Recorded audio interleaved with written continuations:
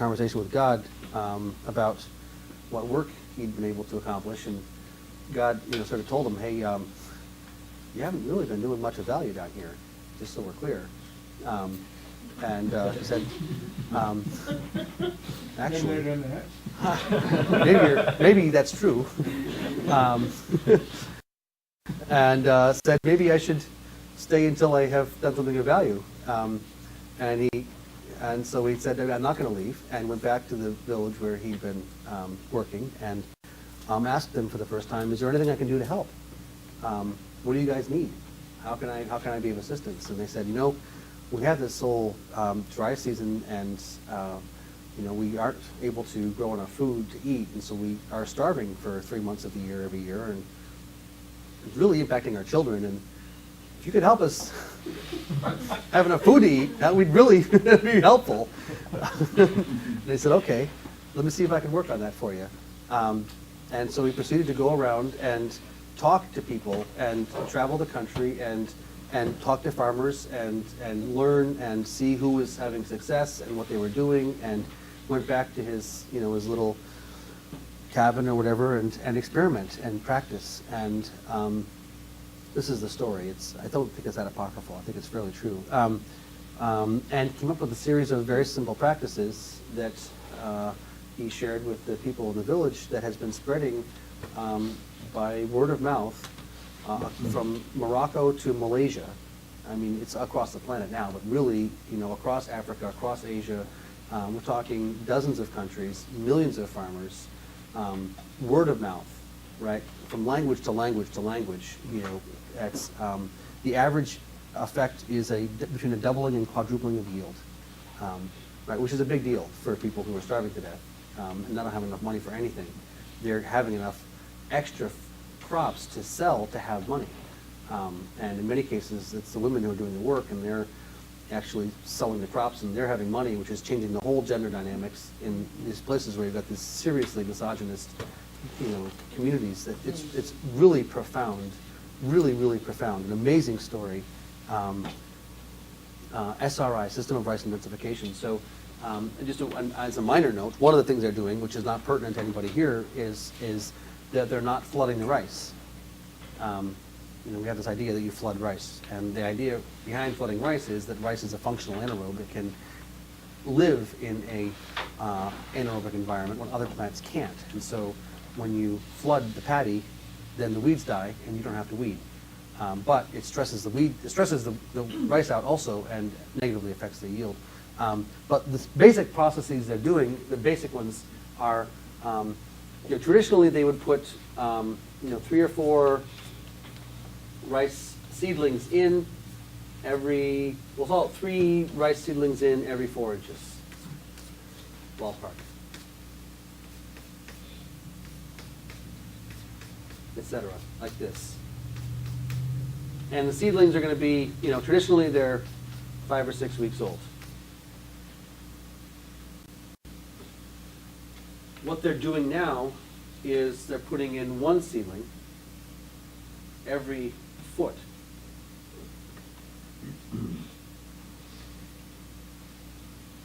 And that is somewhere between doubling and quadrupling yield. And they're 2 weeks old, not 5 or 6 weeks old. 10, 12, 14 days old. They are actually sorting for seed size for heavy. They actually are doing some inoculation. They're doing a little bit of composting. They're saving some of the chaff and putting it down, at least mulching if not composting. But the basic thing they're doing is dramatically decreasing the population density and dramatically lowering the age of the transplant. Anybody here start onions? Start onions?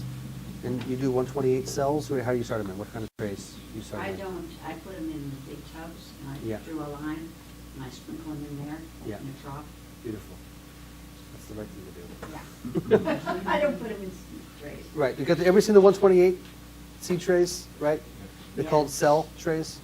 My friend grows in those. It's terrible. Tiny little coffin. It's a cell. Not a coffin, it's a cell. Valerie brought some old ones when she planted them, and I ordered the other ones, and those Yeah, no. No, we're not doing this. And she was I like, know. it's so much easier. I was like, I don't know, I don't like it. she said it took her 3 hours to see one tray. I was like, okay. Like that, you just, Just sprinkle it. Sprinkle 'em Take a in. drop, sprinkle it. boom, You know cover them what up. tomatoes are easy. Of course. Anyway, Just buy people that get all every worked time. up with getting things in straight lines and like, it's a lot of unnecessary effort. So, I'm gonna just give you an example of an onion seedling an onion seed in a cell, and we'll just walk through this from the onion's perspective, okay? So, this is February 15th. When do you guys plant your onions? February 1st? February 15th? Usually it's February? February 15th. February 18th, a little bit of a root comes down. February 20th, a little bit of something popping up the top. February 22nd, a little more root. February 24th, a little bit more top. February 26th, a little bit more root. February 28th, a little more top. I'm not sure if you can see this. From the plant's perspective, it has found, identified everything it has to work with in this lifetime. Right? We talked about the pigweed before. When they germinate, they reach out and they say, okay, I've got how many thousand years of memory stored in my genetics of different environmental conditions, and what was the best strategies for managing in that environment.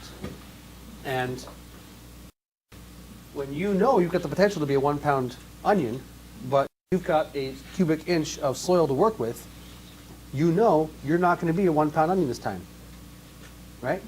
And so you begin to define downward your yield potential. Like, well, I'm going to have to go down to 12 ounces. And then a week later, yep, I have investigated everything, and in fact, what I thought was true is still true. I'm going to have to go down to 8 ounces.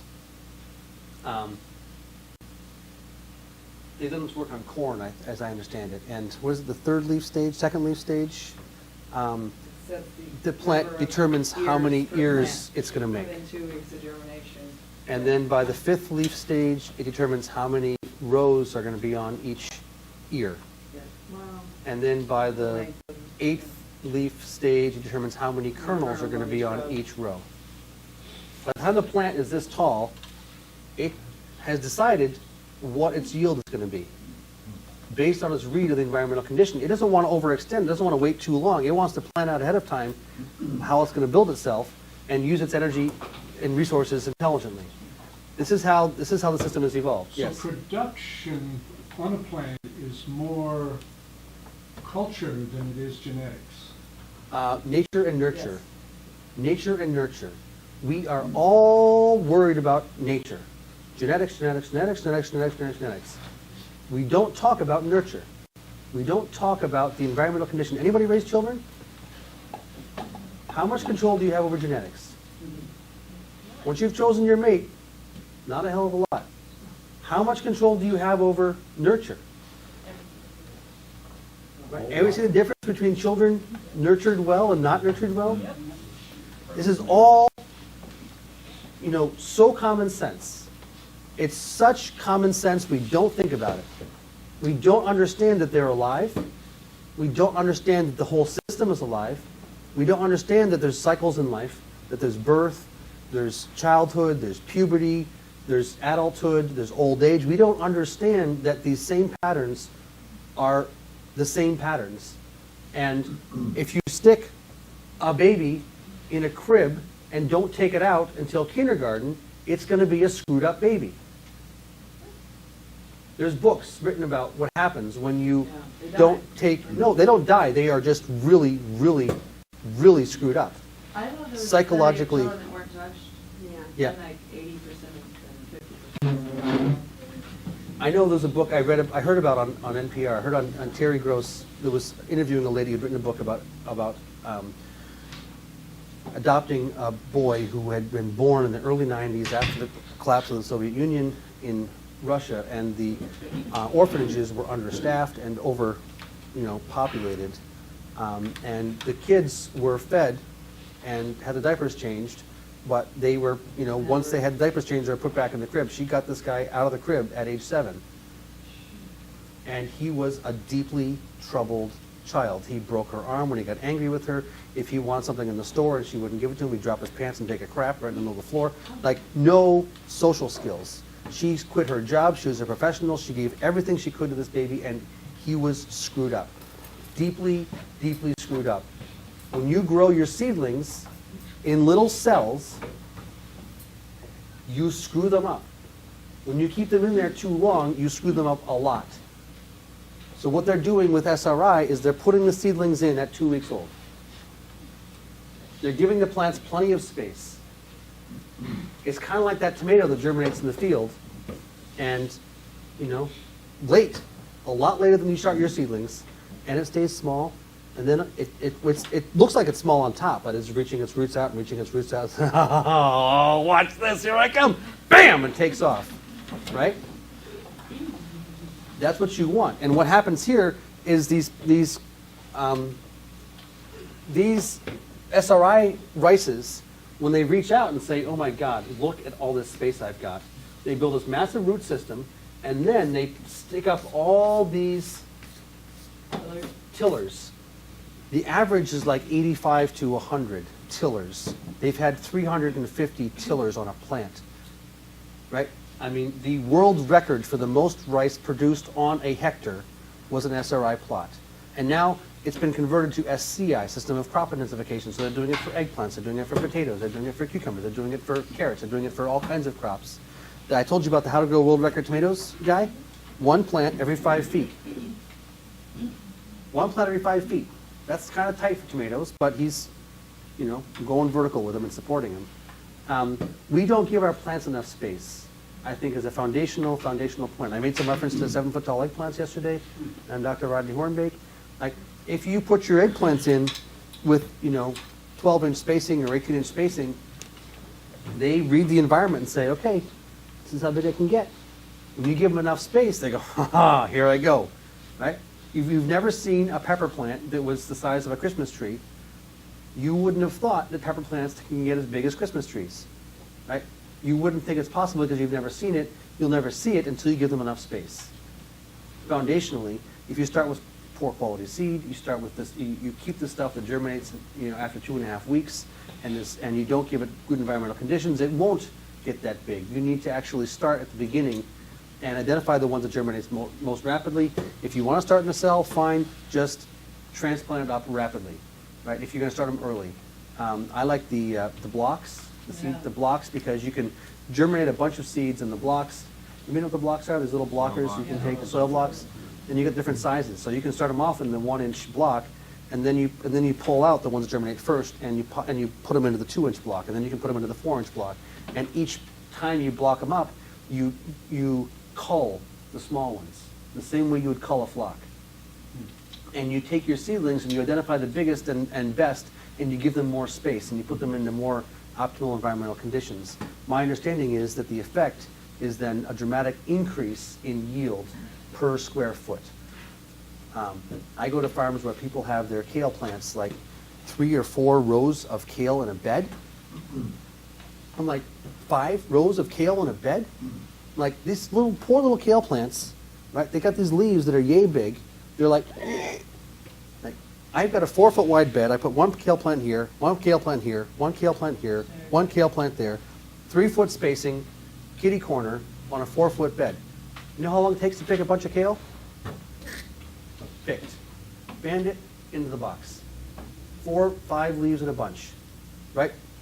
1.5 long leaves, massive bunches. When you space your plants out, actually, the functional effect, if you've got good, vibrant, vital plants, is a dramatic increase in yield. Yes? Gosh, so many things I keep. So many things. You've been holding 5 questions while you wait for me to get done with my dissertation. Accumulating questions. Yes. I'm sorry. I think the first one was, just to try and get you to say something again. So you went through the stages of a corn plant Yeah. as an example, and then you issued a summary statement that applied that to crops in general. Precisely. I'm wondering if you could try and do that again. The And summary then- statement is the same with the pigweed, which is that the plants early on in their life read the environment and decide how they're going to build their body for the rest of this lifetime. Okay. And that was a different summary you're looking for. Just No, that's fine. Teasing. And so that's also the summary statement that connects that discussion with SCI. precisely.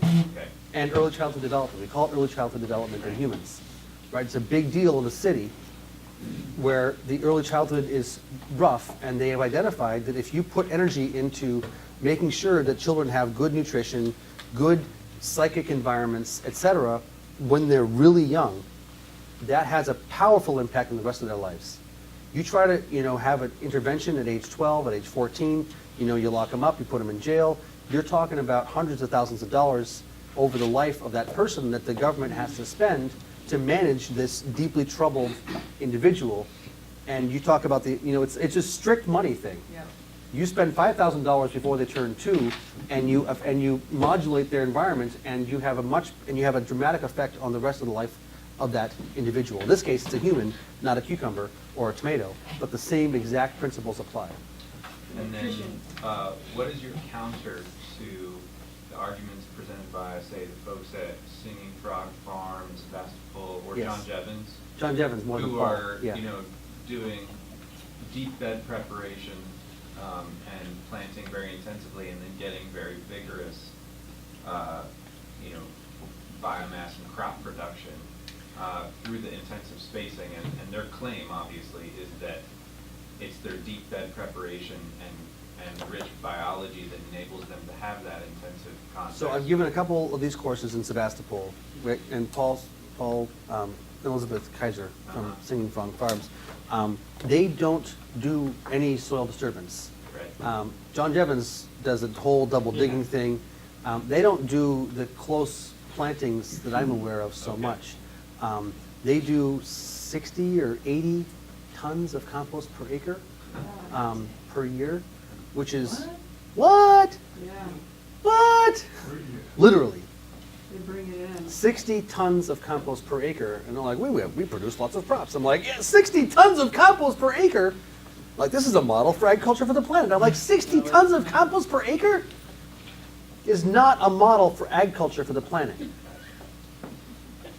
They're like, if you live next to big cities and they have all this organic material that's being composted because you have to, because in California it's illegal to put any organic material in the trash, fine, great, wonderful. Yes, you can produce lots of crops with 60 tons of compost per acre, but I don't think it's a model for the planet. They are making good money. Another farm is making good money per acre, absolutely. And Paul says he can stick his hand down, to his elbow in the soil, and I believe him. I totally. You could if you did that to a compost pile. Because it's. Anyway. Yeah, I don't know, John Jevons, I think, the whole John Jevons thing, there's a lot of good things that he does. As far as the double digging, functionally gives you an aerobic zone that's 2 feet deep. Right? An aerobic zone that's 2 feet deep is a really good idea.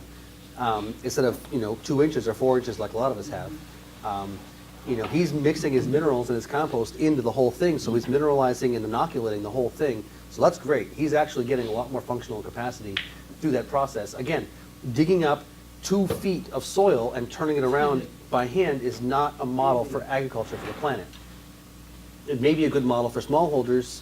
My understanding of this science is that SRI is kicking, everybody else's butt as far as yield potential is concerned.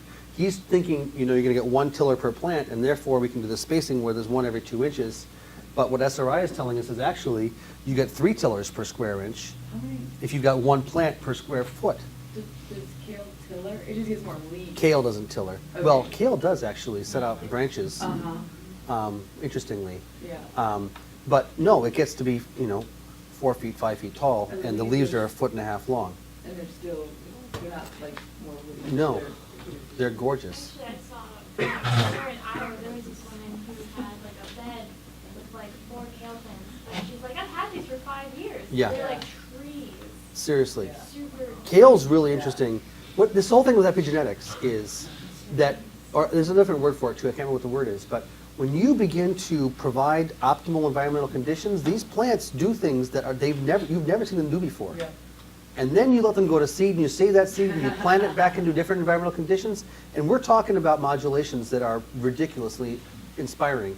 The opportunities here to really push the envelope if we begin to stack all these pieces of management together, which is just basically good parenting, good, good nurture. If we just do the best we can with nurture, which we can control, that will affect genetics, right? The genetics change with good nurture. We can have a dramatic effect. I think it's, yeah. Anyways. In this system of rice intensification, why are they still transplanting if they're not doing wet culture? Not Or doing- are they doing wet culture? They are doing wet culture to some extent. They're not leaving the water standing in the field. They're flooding it until it gets soaked, and they're taking the water out. I don't know. You'd have to talk to somebody who's more knowledgeable than I am. This guy, Mark Fulford, lives in Maine. He's been out to a lot of these fields and talked to these farmers. I can give you his number if you I want. know him, I always talk to him. You know Mark. Okay, talk to Mark about SRI. I've learned everything I learned about SRI from Mark. Okay. So- I didn't know he knew about it. He's worked in Thailand. 'Cause He's I've worked all over the talked planet. fruit with him. Mark knows his business. Yeah. He knows all kinds of things. Yeah. Is that a question back there? Yeah, I was just wondering, when these plants are sending out their roots and feeling out how much space they have, is that just with plants of that other species? Or like, would you have like, weed pressure that isn't gonna shade out the plants? Yes, exactly. Is that going to be affect? I don't know the answer to that question. I think, the question really is, can we put in radishes or carrots underneath our tomato plants? If we're gonna be putting in tomato plants every 5 feet, what's the effect of, can you do companion planting? Should you do companion? Should you not do companion planting? Most of the SRI stuff I've seen has not been companion planted. It's been monoculture. They are not doing anything different than putting the seedlings in younger and giving them more space, really. So I don't know. I've been experimenting with this because in my hoop houses, right now I've got salad greens, and I like to let my salad greens go to seed, but I also want to put my tomatoes and my pole beans and my cucumbers and my peppers and my eggplants in those soup houses. And so how big a space do I need to pull the salad greens out to put the tomato in for it to have the, I've been experimenting with this and I don't have answers yet. The tomato houses that I've had best results with, I've basically gone through with a tiller down the middle of the bed and tilled up a 1.5 foot wide section of the middle of the bed. Let the salad greens be on the outside of the bed, still going to seed. But there's really a nice zone in the middle, at least, where the tomatoes aren't competing with anybody when I'm putting them in, because the salad greens are already taller than them at that point. They're starting to go to seed. There's an issue with competition.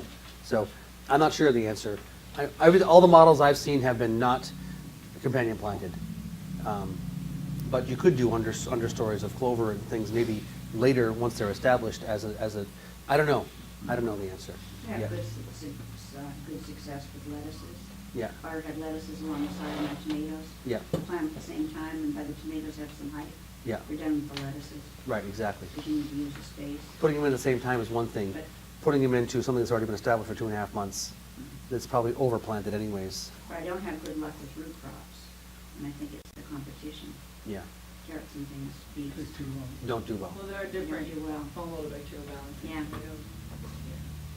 really don't like it.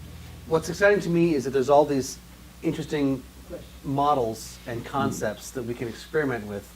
I mean, I grew up going to organic farming conferences since the 80s, and a lot of these things that I'm talking about now, I never heard a whisper about. It was much more rudimentary management stuff, and there's all this stuff we're getting from all these different places that we can begin to experiment with. No one was talking about inoculation. People weren't talking about mineral balancing. They weren't talking about SRI. They weren't talking about seed quality. None of this stuff was being discussed. It's really exciting, as far as I'm concerned, to begin to integrate these things and try to see where they lead. Yes. Quick question, anybody in here have hoop houses that are on rails, where, you know what I'm talking about? You can move it, I you got don't. it, then you rail it, Yeah, like a, start the next crop. I don't have a flat enough land. Glee Farm you didn't? Okay. growing at Blacksburg right outside on the edge of the city. He has them down there and uses them and Those of builds you- them himself. Those of you that have it, quick question, are you glad they're on rails? Is it beneficial or not? So I have clients who have different setups, and the ones with the rails are much better in my opinion, than the ones on skis or sleds. Okay. You can get both, and then there are lots of the companies that I think, in my opinion, are still figuring this stuff out, but they're not telling you on their website that they've not really built a lot of these things. So I have one client who has a 30 by 72 foot high tunnel on skis and has to pull it, but you know, metal on soil is a lot of drag, and it's difficult to get it straight and all that stuff, and it's too big of a structure to pull with a tractor Yeah. and have it go well for you without like a Wheels, fleet yeah. of 10 interns. I've got Caterpillar tunnels. I've got 4 big hoop houses, 25 and 30 foot wide by 100, and I've got 4 Caterpillars, which are 14 by 150. And I just take the plastic off the Caterpillars. They're coming off today, actually. And I leave the plastic off between April and August or September, and put it back on again. And I get a lot of the benefits that you would get from the moving of the hoop house with simply taking the plastic off. And the whole hoop house cost me $1,000 for the plastic, for the metal, for the wood, for everything else, for a 2,000 square foot hoop house, which is dramatically less money than a lot of these things. I've got a half an acre of hoop houses, and all of them together have cost me $10,000. Yeah, and there's a lot that you can do yourself, even though that it's pretty intimidating if you've never done it, but it's doable. Johnny's provides pretty detailed instructions for free and materials lists in a spreadsheet. You plug in the size of the structure that you want, and it'll tell you all the materials to order. What You size buy all the conduit, materials online. where to vendor, Then you yeah. build the thing yourself. And I mean, it's like a 1/16 of the cost of Rimmel greenhouses or Four Season Tools. Anybody who's saying, we do Elliott Coleman, you know, like they're trying And to what put a I've liner of done name is around. is just go on Craigslist. Yeah. Because the act of making your own hoop house it may cost less money, but it's also a hell of a lot of time. Sure. And Craigslist, I don't know, you guys use Craigslist. I got my Yeah. truck, my tractor, my, washing machine, my hoop houses. 25 by 100 and 30 by 100, or 96. All right, moving along here, because we're on page 1. We've only got 11 pages left, and it's noon. SRI was covered to some decent extent. The concept at least was conveyed. Root and top balance, as above, so below. My understanding is that there are growth hormones that are put out by growing root tips and growth hormones that are put out by growing leaf tips. And when you have a root ball that is smaller than the top, the hormones that are produced by the leaf basically overwhelm the hormones produced by the root. And you get what's called hormonal imbalance. If anybody's heard of hormonal imbalance in humans? Yeah. Anybody know about hormonal imbalance in humans? Don't want to talk about it? Those who do know about it? That's fine. What's that? That throws you all out of whack. Throws you all out of whack. One of the best ways to give your plants hormonal imbalance is to get the root ball smaller than the top. If you ever have a seedling that has more green above than there is root below potential, you can guarantee hormonal imbalance. You guarantee it, 100%. Picking it off won't. You have to take the leaves off before yes, picking it off is what you have to do. Okay. If your top is too big, you must remove some top. What you really should do is prevent that from happening in the first place by not putting it in such a small root ball or transplanting it out before it gets too big, It's a learning curve, but how can you repair it? by taking some leaves off the top. Cutting the top off or just taking leaves off? I would take the leaves off, I think. I would leave the newest leaves Right. that are young and take the bottom leaves. If you look at this book, How to Grow World Record Tomatoes, this guy who did it, when he puts his seedlings into the ground, they look like a cow came and just ate the top off. There's nothing left on top. He's got this big root ball. And this is what he found. The best way to grow his tomatoes was to make sure that the root system was massive. And you make sure the root system is massive by keeping the top small initially. That's what these rice plants do, is they reach out and reach out and reach out, and you don't see hardly anything on top, and you're like, oh my God, what am I doing? Summer's going by, my crop is crappy, and then poof. You know what happens when the plants, all of a sudden, they grow? Seen that? You put your seedlings in, they sit there for a while, they're like, they're like sitting there, hopefully the flea beetles aren't coming to eat them. And then all of a sudden, they start growing. Seen that happen? It happens like, Midnight, yeah. it happens all of a sudden. You're like, for 3 weeks, you guys just sat there, and then bam, they just up out of the ground. They're like, they went from 8 years old to 15 years old. Like, puberty just hit. My understanding is, I mean, you really don't want to be putting in seedlings that are top-heavy. It's not the top of the plant that you're looking for, it's the bottom of the plant you're looking for. If you put, broccoli seedlings in where the top of the plant is bigger than the bottom, you will not get a big head of broccoli, right? As soon as it hits that line, the brassicas are really pissy about this. They say, screw you, it's your fault, didn't give me a big enough root ball. They